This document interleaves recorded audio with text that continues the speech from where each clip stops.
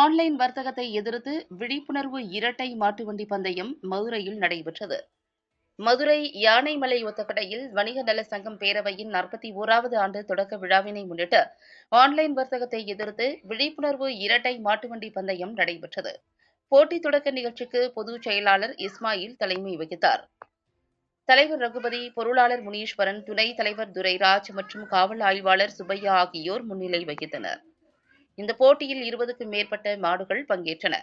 இந்த போட்டி திருமோகூர் சாலையில் உள்ள தனியார் மண்டபம் அருகே தொடங்கி திருவாதவூர் வரை எல்லை நிர்ணயிக்கப்பட்டிருந்தது.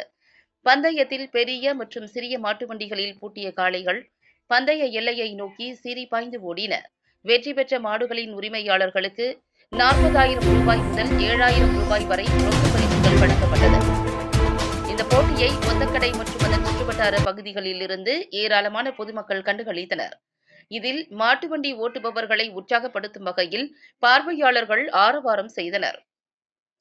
போட்டியின்போது அசம்பாவித சம்பவங்கள் ஏதும் நடைபெறாமல் இருக்க யானைமலை ஒத்தக்கடை போலீசார் பாதுகாப்பு பணியில் ஈடுபட்டிருந்தனர்.